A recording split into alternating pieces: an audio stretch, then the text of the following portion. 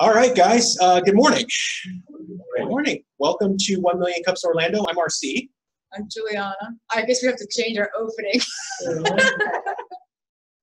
Good. And we are the co-founders of Liaison Labs, the Lab Orlando, and the Lab Alliance. Nice. So for folks at home on Zoom, we have something unique this week. There are actually humans in the audience. Everybody, good morning. Hey! Woo! So excited. Yeah, it's good to see folks back.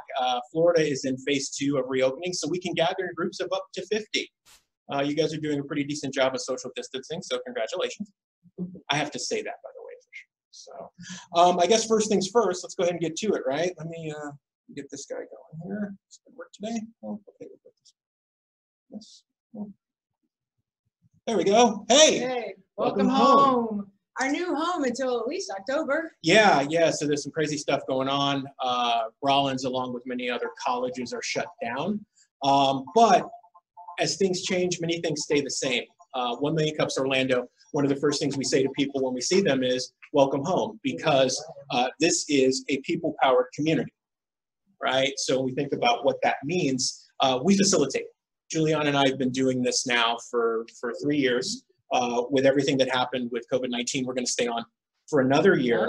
But one of the things we talk about every week is the fact that we just facilitate. We are the aggregator of this. It's the community that actually makes this engine go. And I can share with you guys here and everybody at home that the Kauffman Foundation, who sponsors 1 Million Cups around the country, we are talked about at that level as the community that gets it in a large way, right? Is that as facilitators, our responsibility is to make sure that the community has ownership of this experience. Well, we're on opportunity, right? In an opportunity zone. So we're creating opportunities for people to come in. It's like I always say, you know, I'm facilitating this, but I don't expect to pay the bills here. I expect all of us to be making money here so that the house is making money by default, but we should all be making money from the lab. This is a community meeting house. You know, there's unity in community. Certainly is. Yep. And you know, generally speaking, guys, we take that seriously. You know, throughout the last couple of years, we've seen people talk about 1 Million Cups in a very passionate way. We presented to our peers in Kansas City for the Kauffman Foundation last year on our experience, and people policing the community, making sure that things run as we all agree that they should run. So there are three parts to that. I actually took those slides out, but I think we can talk about the 3 C's. The first one is connecting. Connecting. So, you know, who was new in the room? I know we've got Chuck and Phil that are new in the room who actually own the facility. So we're very excited about them being here to see exactly what it is that we're doing. But everybody else, you guys are all old bees. I love all of you. I'm so glad that you're here supporting us. Really appreciate it. Yeah, so step 1 leads to step 2, which is collaboration. So we've all been collaborating, you know, being able to do things together. I know collaborate with Alan. I'm now really collaborating with Tim and whatnot, and John's been helping me with the location. So collaboration is the reason why we're all been growing. Yeah, and that leads to step 3, which is community. So reaching out to our people and other organizations, you know, what are we saying about 1 Million Cups? How are we growing our community? How are we expanding into their communities and inviting them into our community? Because together, the communities working together, we can do more things together. Yeah. So guys, the quick reminders that we talked about, you know, the reality, we've talked about this before. Rollins, no live events on campus until October. Talking about Chuck and Phil in this facility, we're very lucky because even though that's happening, we got a plan. As Florida continues to reopen, we're actually going to host 1 Million Cups here live in person at the lab. It's the first week we have other humans. It's awesome. And eventually we'll have a big stage at one end of the building so we can have nice, you know, chairs lined up and we can be on the stage. I'm really excited about that and doing other events here. Cushy chairs too. Yeah. So for those that are on Zoom today or watching on Facebook Live, I want to leave this up for a second. You're welcome to join us here each Wednesday morning at the lab. There is the address. If you'd like to RSVP in advance to let us know you're coming, we would certainly appreciate that. That email address is on the screen, so get a quick screenshot of that. 5, 4, 3, 2, and 1. All right. Awesome. That's our new logo, the lab. Yep. We're also going to continue on Zoom for the foreseeable future. What we're finding is that people from other places are discovering 1 Million Cups, and other 1 Million Cups discover what's going on. So and we also have friends across the world. We got Trevor, right? What country is I he think in Trevor's now? in Brazil now. Yeah. So yeah, it's so cool that Trevor still gets to see all of us and what we're doing and whatnot. Yeah. So, we couldn't do this even in the transition time to what we're doing now without the 1 Million Cups Committee. These folks get together throughout the week. We discuss what's going on to make sure that things are coordinated and planned properly. So we appreciate them. We want to make sure we recognize all of these fine folks. I have messages, so I can actually see what's going on here in real time. Somebody's got chat for me.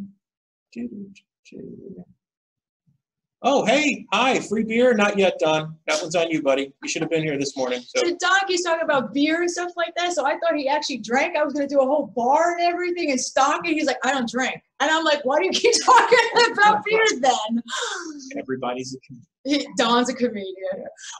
We've got incredible supporters. Rollins still supports us through this, and they're excited to actually have us back when they have the opportunity to do so. We're going to have to do a poll, see if we're actually going back to Rollins, or we're going to maybe do shoulder events at Rollins, or alternate with Rollins, or, we're going to be here. So we'll have to, see how this all goes. Yeah, we'll do a poll next week on Zoom, and we'll do one in person and see what people are. We need to keep doing polls, and when we get into routines, how people feel about where we should be. Yeah, the poll last week, it was pretty close between people who were ready to meet in person, because we asked the question last week, who's ready to meet in person today, in 2 weeks, in a month, not sure. And so the meet now and not sure, meet now just eked it out, right? So it was pretty close. People are generally, I think, excited to get together.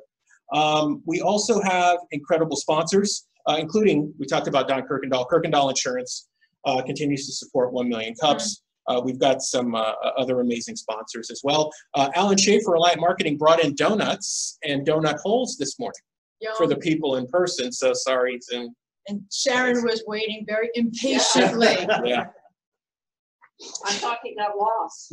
We were concerned, that was for sure. Yes, we were really worried about you, Alan. That maybe something had happened to and the you weren't donuts. gonna make it with the donuts. because I was late for the donut. Yeah. Guys, so if you'd like to apply to present, you can do it in person here with us at the lab, or if you want to do it via Zoom, the address is up there, 1millioncups.com/Orlando. Click apply to present. Josh on our team will get you through the process and get you scheduled. We're excited to have you. Couple of reminders. So you can still check in on Facebook that you're here. We'd love for you to do that. If you're on Zoom, please ask your questions for our presenter today in the chat, and we will go through each of those and get them answered. And also invite friends. We talked about that a minute ago. We've got people joining us from everywhere. Trevor is in Brazil. He did confirm that. So invite your friends. They can watch us via Zoom. They can register. They can watch us on Facebook Live. The more the merrier. Awesome. Right? We want to help as many people as possible. So with that, we're going to welcome Sean Spence from Better Nonprofits. So I'm going to do this, Sean. We're going to go ahead and stop sharing our screen. I'm going to unmute you on our side here in person, and you can go ahead and take over if you'd like. I would like to. Here we go. Sharing the screen. There's my little PowerPoint that I'll go ahead and throw up. Okay, are you ready for me to start? John, you are up. Go ahead, sir. Great. Hey, everybody. I'm so excited to be here. I'm Sean Spence, CEO of incredibly new startup Armchair Telethon. I'm checking my time so that I do not go over. I'm very big on that. There's all of my information. We are the 100% online, easy for you fundraiser. Never leave your armchair. And we'll talk a little bit about what that means. And honestly, this company was invented as I was sitting in my armchair. I do a lot of the work from an armchair in my living room. And my wife said that's what it should be called. I did add a thing to the sign here. On YouTube, I've just launched, I do a daily diary of this company that is like 4 to 7 minutes long video. And you could go to YouTube and just put in Armchair Diary and you'll immediately find it. And it's just a hardcore entrepreneur thing. So I think a lot of people in this room might really enjoy that. Okay, Armchair Telethon. Nonprofits need money. They need to get their message out. They need it to be as inexpensive as humanly possible. That is what we do. My background is very much in the nonprofit world, very much in the fundraising world, also in political and also in starting businesses. I'm a serial entrepreneur. I've started several businesses, had a couple do very well, had many be horrible, embarrassing failures. As I'm sure any other serial entrepreneurs in the room can testify, that is our universal experience, because you're trying all kinds of things, and when you're doing that, some things are going to be great and some things, most things probably are not. So we are the solution. We create virtual telethons. Now, okay, for the millennials in the room, you may not have, like many of us, the older of us, grown up with like the Jerry Lewis Telethon, the Children's Miracle Network Telethon, long, day-long events where there were lots of entertainers and comedians and musicians and magicians and jugglers and whatever, and it provided you a reason to want to be there for 10 minutes or 2 hours or off and on throughout the day or whatever. That is what this is, all thrown onto the internet. So nobody ever actually goes anywhere. The stage manager who runs the whole thing sits, honestly, right now in my armchair. The musicians appear from their couch. Somebody else appears from their dining room table, whatever, or their office or their agent's office, because we're starting to get some professionals involved and that sort of thing.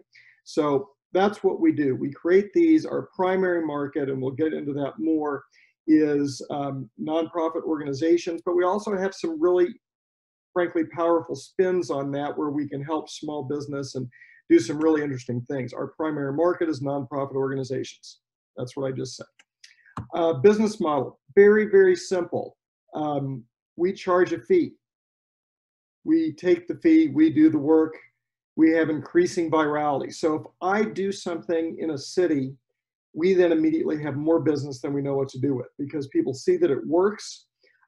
There is a level of suspension of disbelief here, honestly. So if anybody in this room is a professional fundraiser, there are things that I will say during the Q&A as I get into more details and people ask me stuff. There are things that I will say that 3 months ago I would not have believed.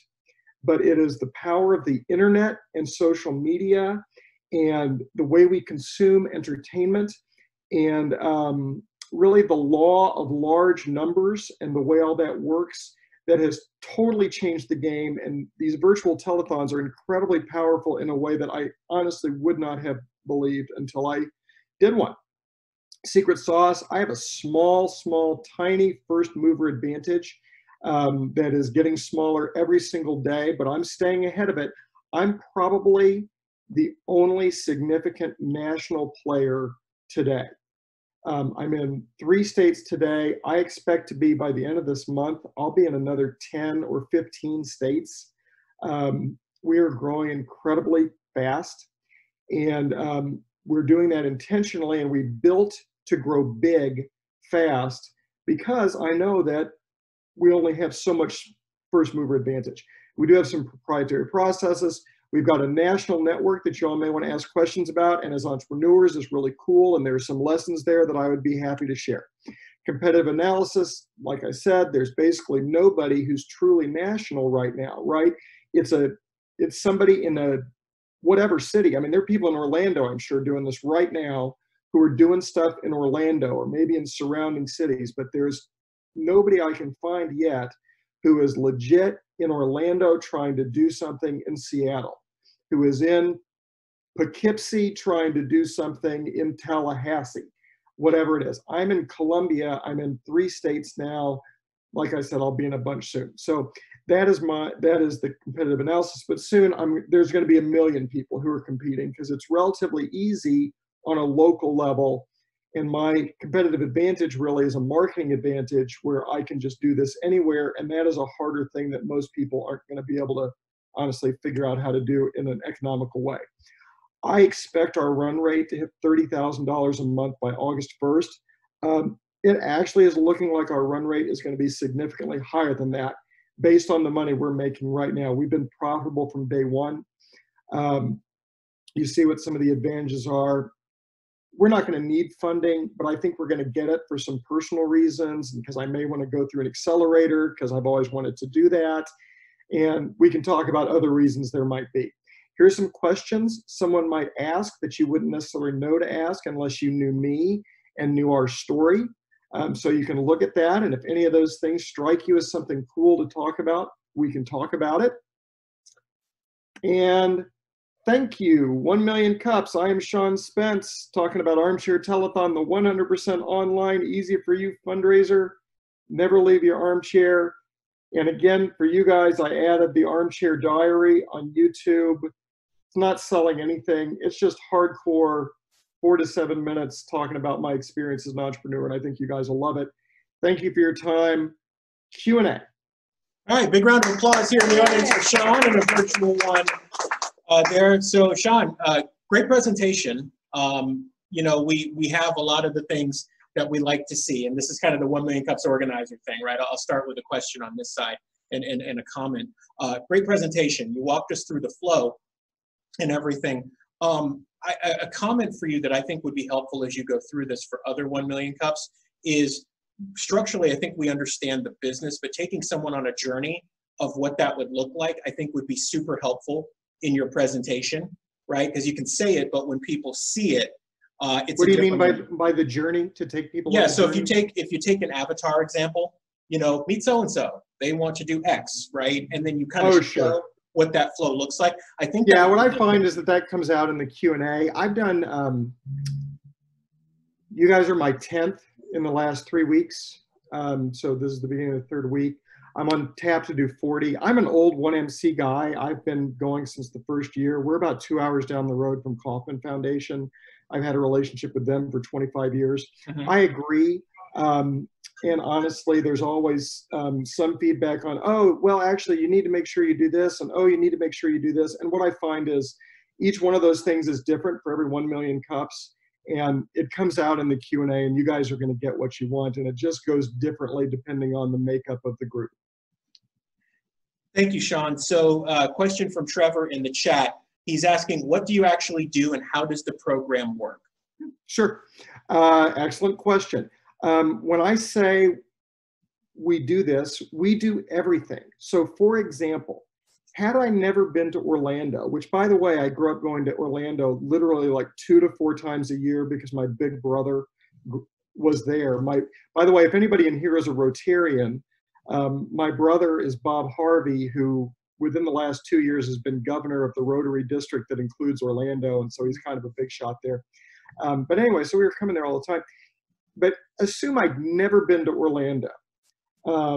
Or let's say, I mean, you guys are what? Fire Island, right? So let's say I've never been to Fire Island, which I never have. And you said, hey, Sean, we want to hire you to do a telethon, a virtual telethon on Fire Island where you've never been and likely are never going to go because the world's a big place and blah, blah, blah. I would say, sure, absolutely. We can do it. And we do it from beginning to end. So then you can, as the person who is sponsoring it, and by person, I really mean 9 times out of 10, it's going to be a nonprofit organization like the Boys and Girls Club or the United Way or whomever it is. They're going to hire us to do an event for them, which we will then do. And generally, you know, I got to do my little CYA and not get myself into a commitment that gets me in trouble. But honestly, the numbers that I give are meant to be extremely conservative, so I feel good about it. Almost always, when they hire us, the margins on what it costs them to raise the money is going to be dramatically less than really anything else they ever do. Mm-hmm. So they would hire us, and what they could do is they could say, Sean, let's work together as a team and create this event together, and we'll have meetings every week and blah, blah, blah. We'll give you a 4 to 6 week timeline, or even it could stretch out over whatever you want to do. We could do it. I mean, I'm booking things. I've got people who paid me already to do this a year from now. So, I mean, this is a immediate cash flow kind of thing, and we can, you know, start working on things immediately. So we then do everything, and we could work as a team together, or you could just be involved and want updates and want approval on certain kinds of things. Or you could say, you know what, Sean, we're going to do this on October 23rd, date out of my head, don't even know what day of the week that is. And we don't want to hear from you until October 24th, when the money is in our account. And that's it. And I would say, fine. You would raise more money if we work together a little bit, but we can meet the goals that you need to meet. We can meet our expectations and create a successful telethon, which then is going to include getting local entertainers, local speakers, building a local advisory board that is incredibly powerful. So for example, literally as I'm watching this, right? So we get little email notices. So I just got, for a telethon that we're doing nationally, we're getting ready to do a national telethon that is just ours on our own ticket to support Black Lives Matter. And I just got an email from somebody who's agreeing that I've never met this guy, may never meet this guy, but a big heavy hitter who was the city manager of Ferguson when Ferguson happened, right? So when they had the shooting and all of that, he was their city manager. I literally just saw the email come in where he said, yes, count me in. I'm on the advisory board for the national telethon. So that's the kind of thing that is literally happening all day. And I'll have that happen for a few other telethons probably as we're sitting here. We put all the entertainment together. We handle all the marketing, which is an amazing, magical thing, honestly, that has more to do with the way the internet works and the way social media works and me knowing how to pull a few strings, but mostly me just sitting back and letting it happen. And then we have the event, and right now I am stage managing, but here within about a month, I will not be stage managing anymore. I've got a team that will do that. And those are the basics. And then at the end, you've got money. All the money goes to them. We don't even process the money right now, although I think we're going to start offering that as an option. But it all goes directly to their website, so nobody has to worry that I'm just trying to buy a new house, whatever. And that's it. There we go. Hopefully that answers most of that question. Follow-ups, welcome. So my question to you is, why did you decide to just make one simple charge versus doing maybe a smaller charge and doing a rev share? Because I like people who have skin in the game, because I want to make sure that you're jumping through the hoops as fast as you can because you've got the skin in the game. Sure. Okay. Two things. One, I have not been smart enough to create the best pricing structure that I possibly could have, and that will continue to evolve. Two, if you were a member of the National Society of Fundraising Executives and you said, we're going to do a rev share and we'll take a percentage of the amount of money raised, then the National Society of Fundraising Executives would say, great, you're no longer a member here. That is considered unethical in the fundraising world. And thank you, but no thank you. So that is, honestly, I don't have an ethical problem with it, but I spent a lot of time really looking into it to understand what the situation was. And the bottom line is that in professional fundraising, by those who set the standards and those who have chosen to follow standards, just like people do in marketing and doctors and whatever. So you call that standard as far as not just for nonprofits, but also for for-profit companies, that if you do a rev share as you're raising monies, even though you're a for-profit company, that's not a thing that should be done? Or is do you mean if I did this for a for-profit company? Correct. Can you okay, well then, right, that rule would not apply. And okay. Honestly, and I'm sorry, what is your name? Juliana. Juliana, thank you. Juliana, honestly, you just proved my point of why I'll probably end up doing 41 million cups, because every single one, I learned something, I think of something, even that is honestly just not super smart. That was an obvious thing to you. I just didn't think about it. So you're right, we have a spin on this that works for for-profits in a really interesting, powerful way, restaurants, local businesses, things like that. And you're right, the rev share would work for them, and I'm gonna look and see about exactly how that would work. That's a great idea. Cool. Thank you, seriously. A question here, Sean. If you're not doing national, how do you select the audience to reach out to?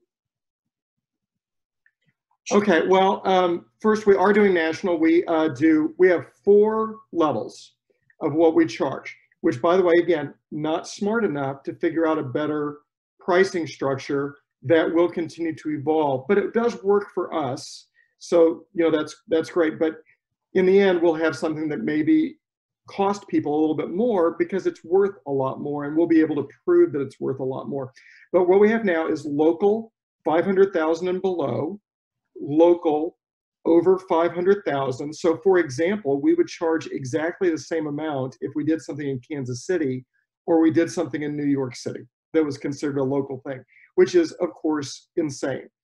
But the amount of work, honestly, is sort of the same. Then we do statewide and we do national. Now, when we say local, statewide, national, what that means, we all know we're on the internet. I mean, we're literally on the internet right now. It reaches everywhere. So you do something in my little 17,000 person town I grew up in on the internet, it's potentially all over the whole world. What that refers to is where my team is going to spend its effort, right? So you'll get all kinds of suburban support. You'll get, and viewers and statewide and national and even global people who might come in, might contribute to your, whatever the cause is, certainly that are going to watch, whatever. But we are only going to spend our effort locally, and it can make a difference. It can make a big difference if we're spending our time and doing a national one. So that's why we charge $10,000 to do a national one. And that's part of the reason. I mean, part of the reason is because we're true believers. I am a 1MC true believer, by the way. I've been involved here since the first year and just as an attendee most of the time. But I'm also a public service true believer. I've been involved in things since childhood. And so that's a big part of what we're doing, is trying to make the world a better place. And we're trying to build structures that are going to do that. And so that's part of why we're doing the national telethon that we're doing. But also, honestly, what I've seen is you do one, I'm beating away the people who then want to hire me. And I believe that once we do this national telethon, that is going to do an incredible thing for an important cause. Honestly, we'll probably have 100 national telethons wanting to hire us. Other questions from the audience? So Ken DiGiulio, good morning, Ken, thank you. So you may be able to see this, Sean, but Ken pointed out competition. He's saying, I'd identify some of the agencies helping nonprofits and competitors. He found recruitsos.com online for you, so you should be able to see that in the chat. Guys, if you have questions for Sean, go ahead and pop them in the chat. Sean, if you wouldn't mind, you actually did something that I would encourage all presenters to do in their presentations. You had a list of questions that we might not think to ask. And I thought those were really good. Yeah, the one that stuck out to me is you mentioned, how do you build a business like this with MS? Did I see that correctly? You did. I have multiple sclerosis. I have since, well, probably longer, but I was diagnosed in 2003. I am a daily wheelchair user. I don't have to use it walking around my house because, I can grab furniture and I know where everything is. And I am I have a cane that I use, but between the cane and the wall and the couch, and it's not a huge house, it works.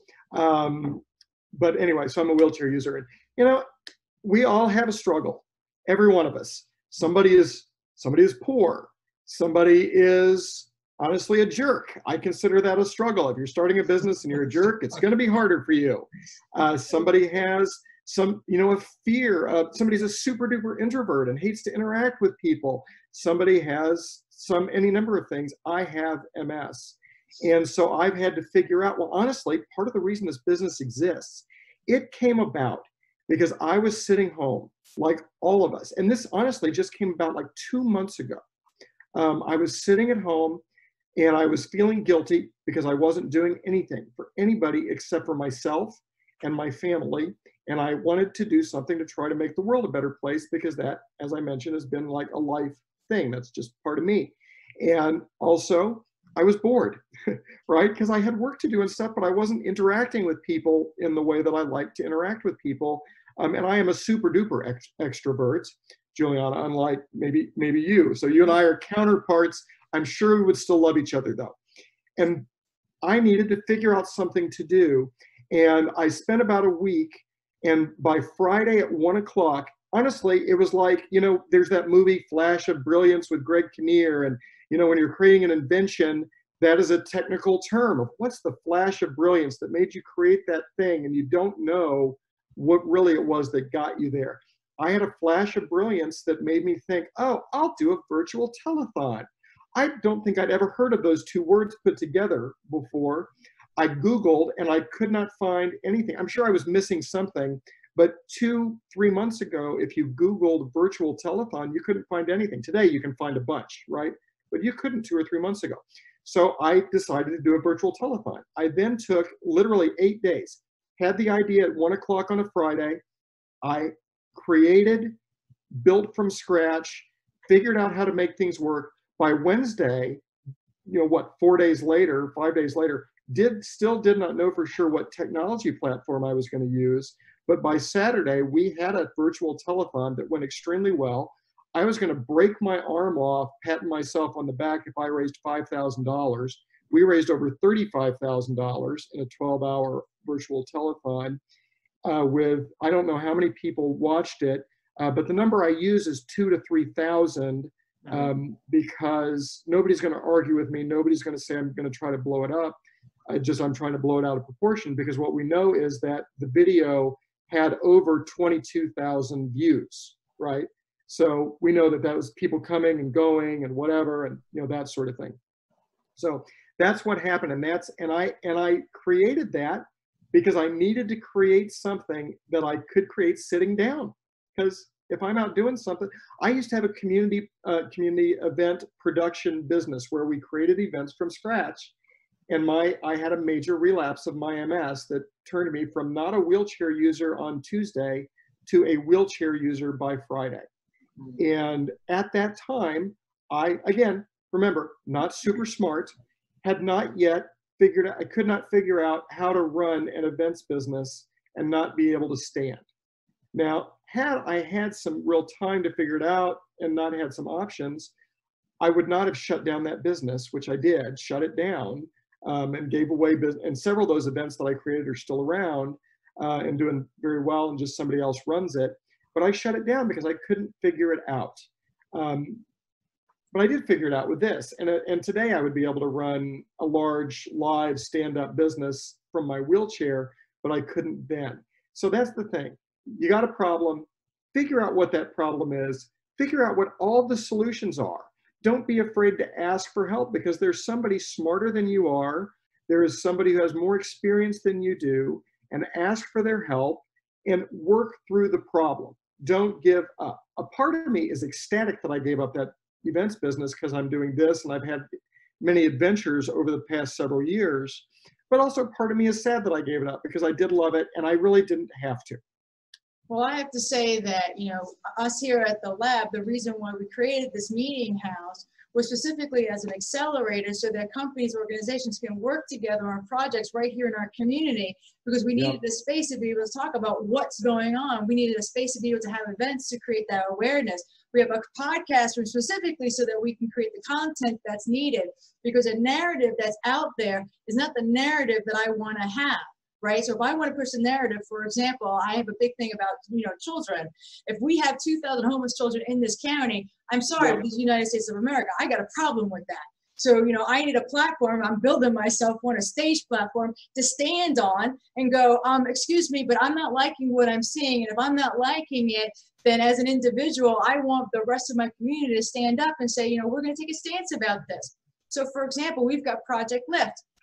Project Lift has 2 wonderful locations and they're helping children, but I have children in my community that needs Project Lift here. What am I supposed to do? Wait for Project Lift to get strong enough, big enough to grow into my community? Or am I going to say, community, we need to stand up because we can go raise at $360,000. We can go find the building, and then we can help them expand into our neighborhood and take care of our children. I don't believe this Project Lift's responsibility to come into my community. It's my community's responsibility to get Project Lift into our community, right?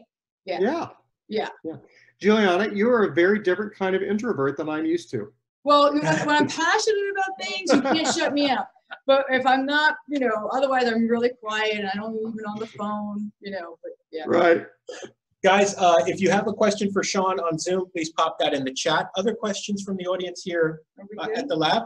No, I think we're good. So Sean, one more from my side. You mentioned earlier about the process for the nonprofits, that they could do an event October 23rd and they could say to you, we don't want to hear from you until October 24th. So you really, I guess you offer it, if a nonprofit comes and says, look, we need to raise money, but we have no idea what to do. Like, you will literally create an event that makes sense for them to generate donations? Yes, that is exactly what we do. So for example, I'm doing one in Indiana right now. That is on the 20th. That's our next one, is the 20th, and then we've started scheduling them all out from there. And we're getting to the point where we could do several in one day because I've been building the team. But anyway, we're doing one in small town Indiana, Newcastle, Indiana, an hour away from Indianapolis. Never been there, never going to go there. They're wonderful people, and I hope I work with them for a long time because it's this great working with families with kids who have disabilities, and it's just a wonderful, wonderful thing. I never met them before, never probably gonna meet them except online. And yes, we created that from scratch. And I remember on day 2 or 3, the executive director said, we were on a Zoom, and he said, Sean, for example, you've started building this advisory board, and you've told us that so-and-so is on the advisory board. How the heck did you get her? She's never done anything with us. She's kind of a big deal here in the community. And I went to school with her, and I've never been able to get her help. So so we have a proprietary process that I honestly am trying to get process patented, which is a huge pain, and honestly probably also will not work. But it may be able to, because I've developed some processes that all of you are probably smarter than I am.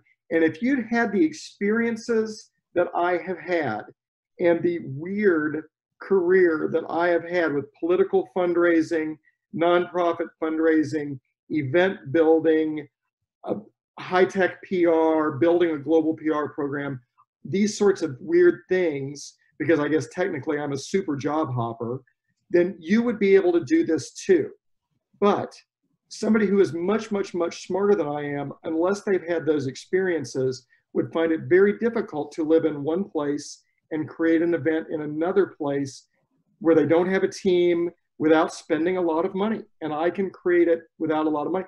And that has all taken a big hyper leap thanks to, I shouldn't put it this way, but in a post-COVID world or a currently COVID world, I learned a lot of things that I had to learn, that we all had to learn, that in fact hyper jumped all of this and turbocharge it. And the things that I learned have become more valuable and more powerful because of things like what we're doing right now. So we've got a couple here. Sean, Tammy Ortiz from PSI High. Thank you, Tammy, for joining us this morning. So Sean, first part of the question is, are the events solely focused on donations for the cause, or can events include selling or bidding on products for a cause? Oh, that's very interesting. We are starting any day now, gonna start, and maybe this isn't quite the exact same question, but I'll answer and tell you what we're doing. We're adding charity auctions, online auctions, to all telethons, or at least making that an option. So somebody may say they don't want it, but I don't know why they would say that. So we will add that on. Yes, there are all kinds of ways that people, I mean, we could turn it into a 8-hour home shopping network, honestly, extremely easily. I don't have a personal interest in that unless it is somehow, I'm interested in changing the world. And so if someone said, Sean, you could make $10 million in a day and just keep it, I would say, I'm not interested in that. And I get that that's weird, and I'm not trying to make myself sound, more ethical or whatever. It's just I'm missing a piece where I just don't care. And what interests me, I am interested in that a lot of the things that I do also do generate money, and that's a great measure, and that's cool. And I like to have a nice car like anybody does, so I'm not trying to be better than anybody, but my core motivator is trying to make the world better. So these charity events, so like if my company makes $1 million, which I think we will actually do much better than that by the end of this calendar year, then what that means is we will have generated north of $10 million for charity.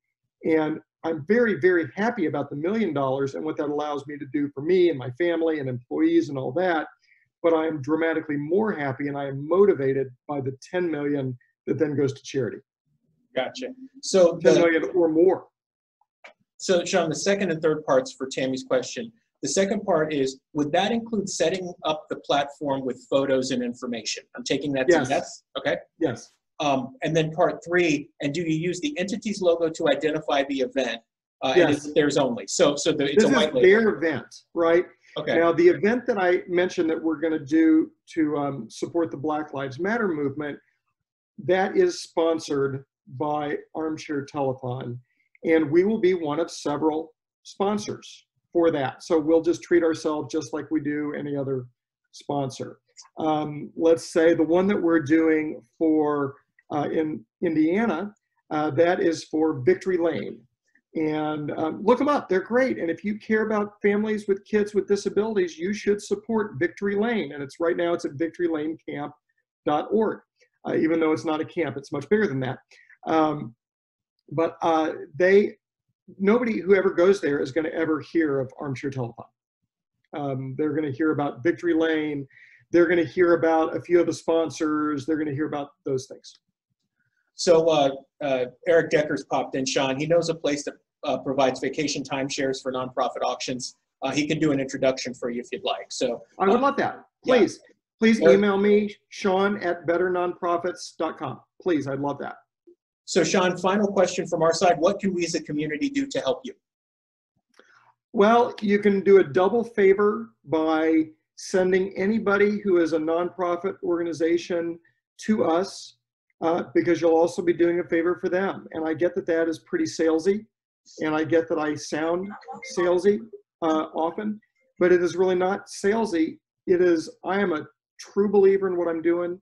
I'm super excited, and I've seen it work in a way that honestly freaks me out a little bit.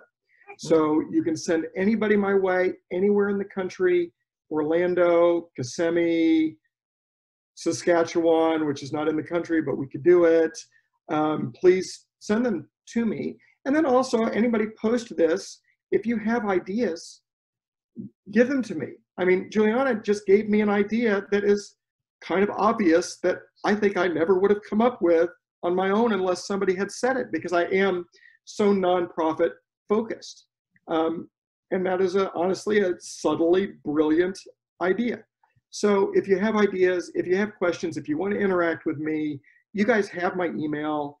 You now know that you can find me on YouTube pretty quickly by going to Armchair Diary, and I just think you all will love that. You can find me on Facebook, whatever. I'm super communicative, especially with entrepreneurs who either want to help me or even just have us interchange and learn from each other. Awesome. Big round of applause for Sean, guys. So, Sean, thank you so much for being with us. Guys, it's good to have everybody back in the mix. Like we got a good start here. For those of you watching on Zoom, we want you to come to the lab, if at all possible, over the next few weeks. Whenever you're ready, we'd love to see you. Yeah, we'd love to see you. So guys, we'll be back next Wednesday. We've got another great presenter. That is June 17th. Same time, same place. Thank you everyone here in person. Thank you everyone watching on Zoom at home for attending 1 Million Cups Orlando. And we will see you soon. Awesome. Bye, guys. Bye. Bye. So why are we approaching him for the Salvation Army? I didn't know anything about it before. Me either.